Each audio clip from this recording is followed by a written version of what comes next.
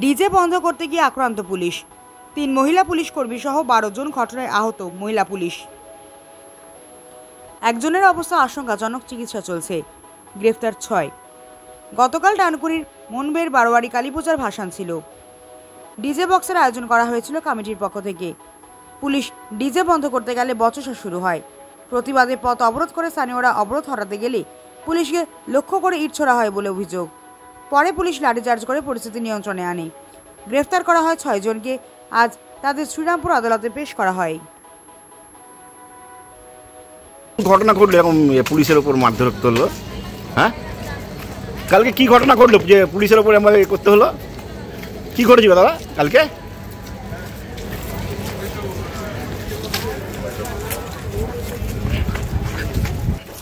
ভাই কি ঘটেছিল কালকে?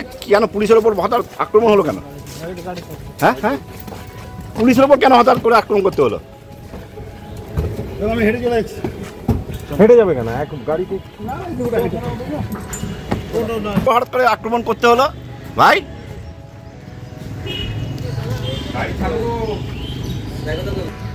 আপনাদের পুজো ছিল, কি ঘটনাটা কি হয়েছে? পুজো না, কালকে আমাদের বিসর্জন।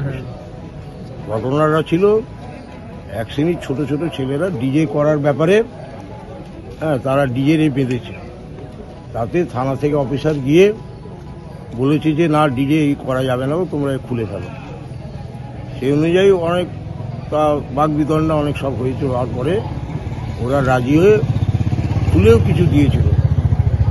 তারপরে বড়বাবু গেছেন, আর প্রায় অন্তত 70 জন পুলিশ, মানে মহিলা পুলিশ, র্যাব, হ্যাঁ, তারপরে মহিলা র্যাব, সবাই গিয়েছিল 70 জনের মতো। আমাদের তো এই পোশাক মানে বিসর্জনে এত দরকার নেই পুলিশ, বড়বাবু নিয়ে গেছেন। এতে এলাকার লোক বলছে আমরা কি সব ক্রিমিনাল? আমাদের এখানকার এত বেশি পুলিশ এসে আমাদের সঙ্গে কি করছে? আমাদের তো কোনোদিন এখানে কিছু ঝামেলা হয় না। যদিও ঝামেলাটা ওই ডিজের ব্যাপারটা নিয়ে গতবারেও বড়বাবু রিকোয়েস্ট করেছিলাম, আমরা বলেছিলাম যে এবারের মতো এগুলো। এবারও নিজেও গিয়ে মানে আমাদের ওখানে করেছেন, মানে মিটিং করেছেন, করেছেন। ছেলেরা কথাও দিয়েছিল কিন্তু শুনছে না। মানে এদের এটা আমাদের ডিসক্রেডিট, আমি বলবো যে আমি বড়বাবু যেরকম বলে আপনারা কিছুই বলতে পারেন না, পারেন না। আমরা বলি আমাদের সবই, কিন্তু এরা এমন একটা করে যে লাস্টে আমাদের মাথা হেট করে যেতে হয়। সেইটাই। হ্যাঁ, পুলিশকে শুনলাম মারধর করা হয়েছে। পুলিশকে বলতে কি, তখন এই বৃষ্টিটা এসে গেছে।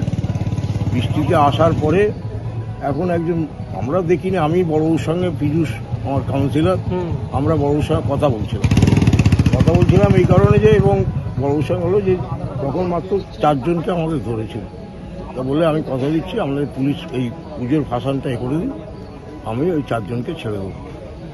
এ হলো। ইন দি মিন টাইম, যাই হোক, এই যে কৃষ্ণেন্দু ফিন্দু এর আগে করেছে না, এটা একটা আমাকে খুব দেখাক, আমাকে গালাগাল দিক, আমার কিছু ব্যাপার নেই, হ্যাঁ। কিন্তু ওই রাস্তায় নাকি, আমি তখন বড়বাবুর সঙ্গেই ওইখানে বসেছিলাম, এইসব কথাবার্তা বলছিলাম, রাস্তায় নাকি ওরা বসে পড়েছিল অবরোধ করে। এনে দেখলাম পুলিশ লাঠি নিয়ে ছুটলে, এটা দেখেছি।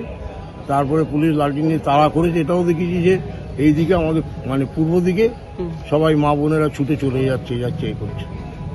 তা যাই হোক, সেইখান থেকে ওই অমিতকে, কৃষ্ণেন্দু, রনি, এদের সবকে তুলে নিয়ে চলেছে। কজনকে ধরেছে আপনাদের পুলিশ? আমাদের ওইখান থেকে 6 জনকে তুলেছে, মানে দ্বিতীয়বারে। প্রথমবারে 4 জনকে, দ্বিতীয়বারে 6 জন না 7 জনকে তুলেছে।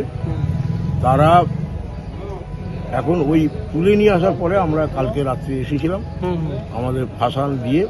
যে আপনি তো বলেছিলেন যে এদের ব্যাপারটা, আমরা কিন্তু সবাইকে নিয়ে যেতে চাই, যারা যাই অপরাধ করুক, আপনি এবারের মতো ক্ষমা করেন। কোনোদিন তো আমাদের ওখানে এই রেকর্ড নেই, এবারের মতো আপনি ক্ষমা করে দিন। আর আপনাকে আমরা লিখিত দাসখত দিয়ে যাব যে আমাদের ওখানে আর কোনোদিন ডিজে কোনোদিন বাজবে না। আপনার নামটা বলুন। আমার নাম শ্যামল ঘোষ, পুজো কমিটির আপনি? আমি মনবের বারোয়ারি পুজো কমিটির সেক্রেটারি।